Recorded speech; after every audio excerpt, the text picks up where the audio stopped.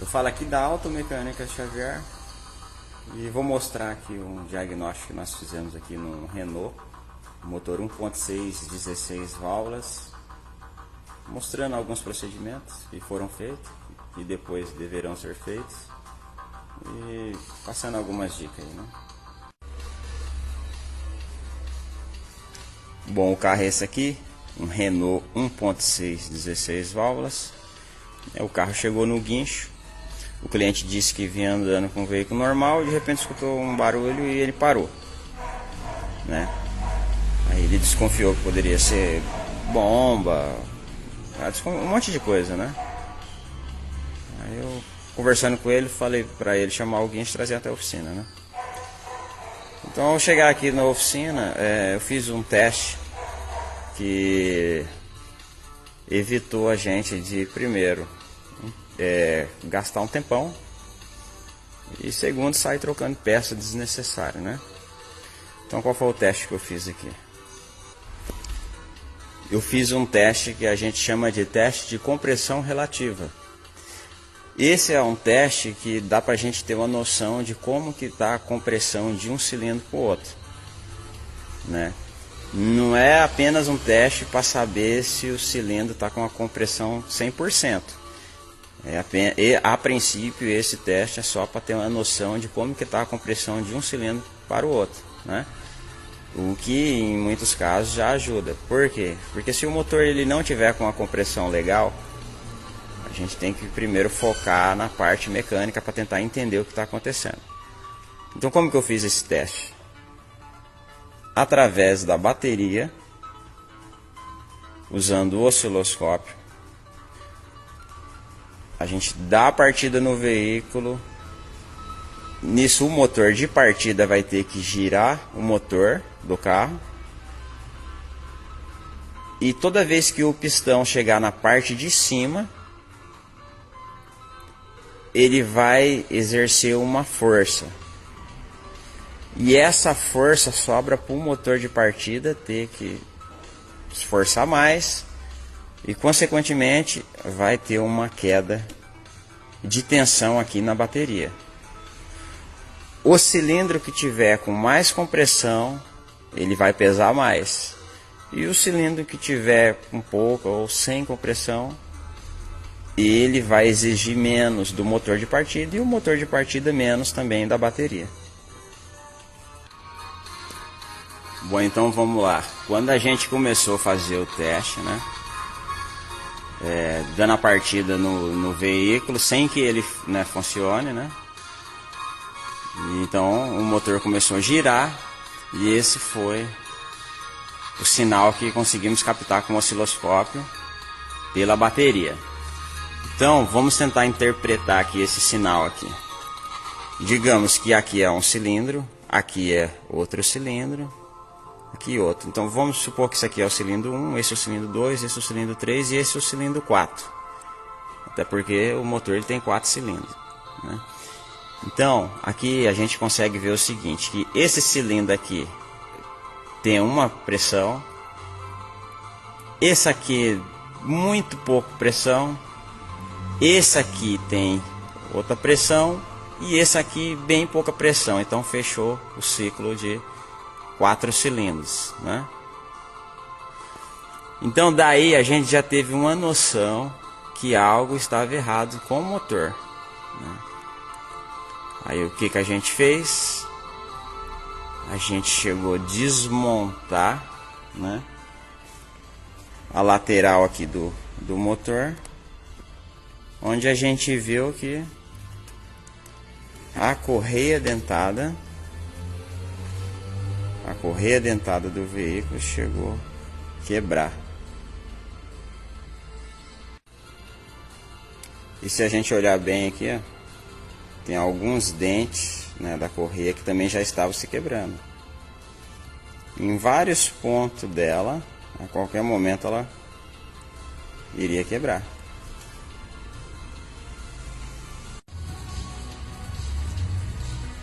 Então, o fato da correia dentada ter quebrado confirma, né, o diagnóstico que a gente fez pela compressão relativa analisando a queda de tensão da bateria através do osciloscópio. Se a gente simplesmente monta uma correia aqui e tenta funcionar o veículo, aquele sinal ele vai mudar.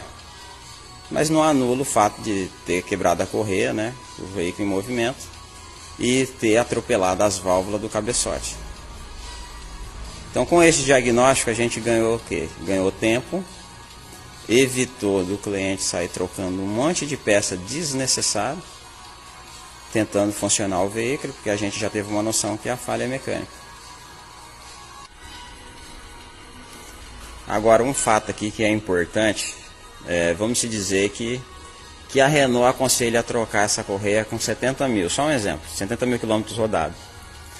Aí o cliente ele fica se baseando no painel ali. Quando estiver próximo de 70 mil, ele vem trocar a correia. Só que tem alguns fatores. Por exemplo, se ele anda muito em percurso urbano, toda vez que ele para num semáforo, o motor ele continua girando, só que a quilometragem não é contada. Então, ou seja, se ele esperar chegar a 70 mil quilômetros, com certeza vai ter muito mais de 70 mil quilômetros rodados. E o fato de que ainda que ele não ande com o veículo, mas ele tem o veículo já há 4, 5, 6 anos parado, a correia ela também vai deteriorando e ela também pode quebrar. Isso sem falar que se tiver vazamento de óleo no motor, vazamento pelos retentores, o óleo também pode cair na correia, né, na borracha e agredir a borracha, e o tempo de vida útil dela vai cada vez mais, né, chegando em quilometragens mais baixas, e tem que ficar muito atento com isso aí. Agora vamos a uma nova fase aqui do reparo, né? O que acontece aqui? Para reparar esse veículo aqui, esse motor aqui, exige alguns cuidados. Para isso, nós aqui da Mecânica Xavier, em 2013 mais ou menos, a gente comprou a literatura desse veículo, né? Para que a gente não simplesmente fosse, como se diz, mexer no veículo, a gente fosse reparar, saber o que está fazendo, né? Então, para isso, tem essa literatura técnica aqui, que é da Mecânica 2000, que atende o Sandero, o Logan, motor 1.6, 8 válvulas e também 16 válvulas, né? Então, os Renault que tiver esses motores aqui, vai ter a literatura aqui, né? Aqui ele já está mostrando o cabeçote, né? 16 válvulas. Então, essa literatura é composta desse manual impresso, e também tem um DVD com bastante informação. Isso é o que a gente pode fazer aqui, a nossa parte da oficina, né? O que a gente puder fazer, a gente faz. Então, para montar o cabeçote exige alguns cuidados, né? Entre eles, essa ferramenta aqui, que é a de fasagem, na hora de montar a correia dentada. O relógio comparador, para ter uma noção, né, de PMS. O torquímetro, para dar os torques, né, nos parafusos. E também o transferidor de grau, né? Inicial é em torque, depois tem que apertar em ângulo, né?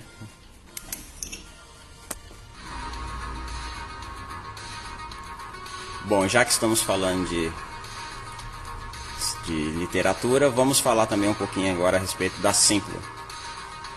A Simpla é uma empresa muito conhecida no setor automotivo, com diversos manuais. Nela podemos encontrar sincronismo de motores, torques, a parte elétrica e eletrônica, ar-condicionado, tudo que o reparador precisa para poder atender e fazer um serviço bem feito. Eles estão trabalhando e sempre atualizando o software para poder atender. Tanto a linha leve como a linha diesel, eles atendem uma gama muito boa no setor automotivo. E uma novidade que a Simplo vai ter agora também é uma parceria com a Automecânica Xavier. Alguns diagnósticos que a gente fez ou ainda vamos fazer, nós vamos contribuir. Além de nós aqui da Automecânica Xavier ter o software para usar e ajudar no dia a dia, vamos também contribuir com alguns diagnósticos de osciloscópio, aumentando ainda mais esse acervo automotivo que tem na Simplo. O que eu acredito que vai ajudar bastante, principalmente os reparadores que ainda não estão familiarizados com esse tipo de diagnóstico. E bem provável que nas próximas atualizações da Simplo já vai começar a sair alguns diagnósticos realizados aqui na nossa oficina. Então fica a dica aí, pode procurar o pessoal da Simplo e a oficina vai ser bem atendida e vai estar preparada para atender os veículos no dia a dia. Bom, falando um pouco aqui agora também sobre o osciloscópio, às vezes o pessoal me pergunta: Osar, onde foi o início, quando você começou a estudar diagnóstico com osciloscópio? Até então era mais o pessoal da eletrônica, antigamente para televisão, fazer diagnóstico em rádio, esse tipo de coisa. Ou então na medicina, né? É muito usado na medicina, porque é uma ferramenta de alta precisão.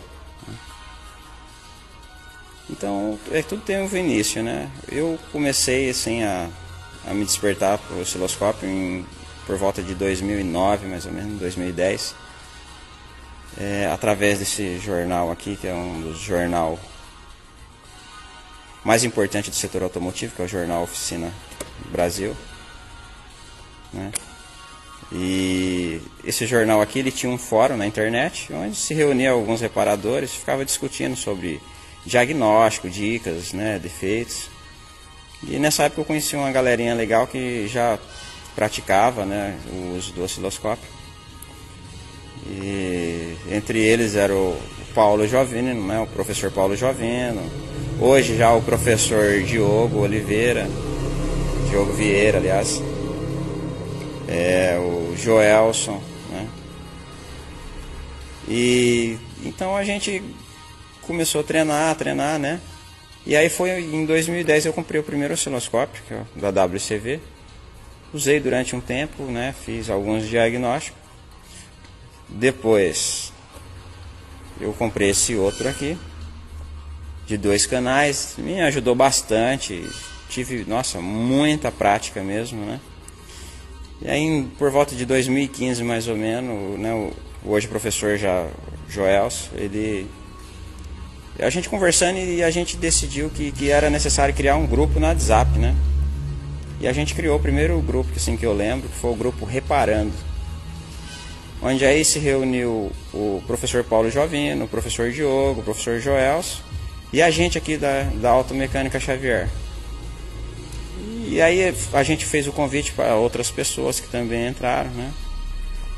E aí depois eu acabei comprando esse outro osciloscópio aqui, que é de 4 canais, que ajuda bastante. Depois acabei comprando esse outro aqui, que é de uma outra empresa aqui, sem comentários, né? Então até hoje a gente tem um grupo, né, específico dos professores. Esses professores têm os seus grupos alunos, né, que ministram treinamento, esses nomes que eu citei ministram treinamento no Brasil. E também já tem outros professores que, se eu for citar os nomes agora, eu com certeza vou esquecer. Então, né, não vou falar porque vai ficar até chato. Mas o início mesmo, o princípio, foi com esses 3 aí, né?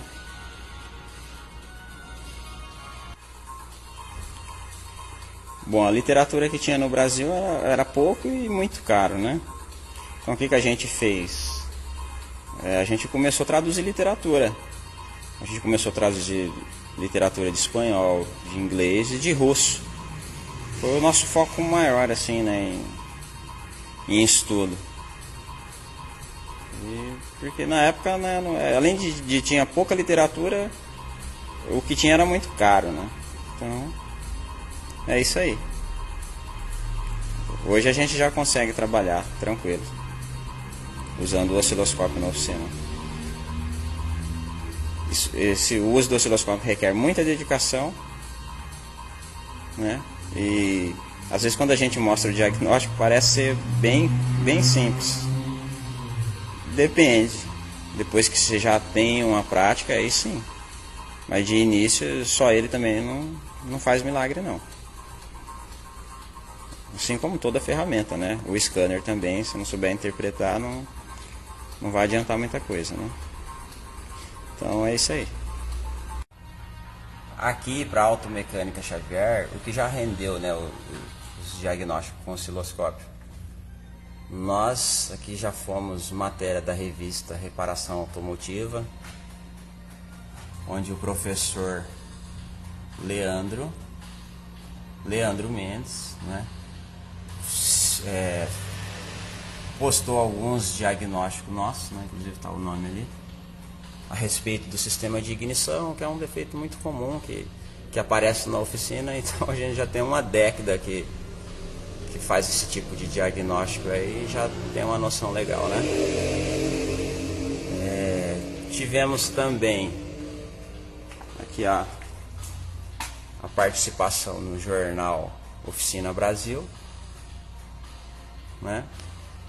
E também através do professor Laerte, alguns diagnósticos nossos foram postados na Feira Autop, lá do Ceará, né? Aqui alguns diagnósticos.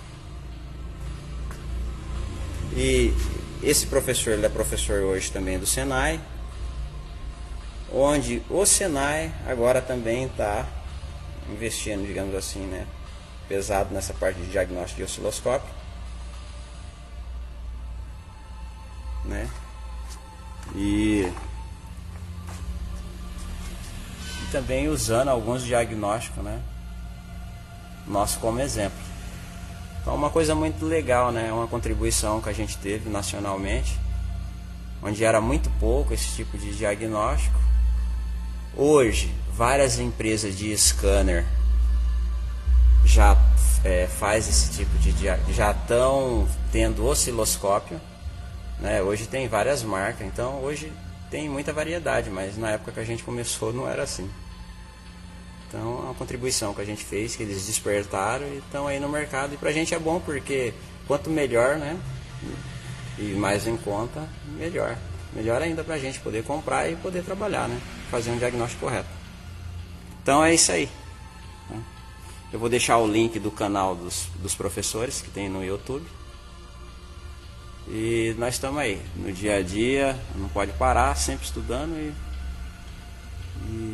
a tecnologia avança muito rápido. Se a gente não acompanhar, rapidão fica para trás. Bom, aqui agora o cabeçote já desmontado na bancada, sem o comando de válvula e de admissão. Vamos olhar aqui as válvulas.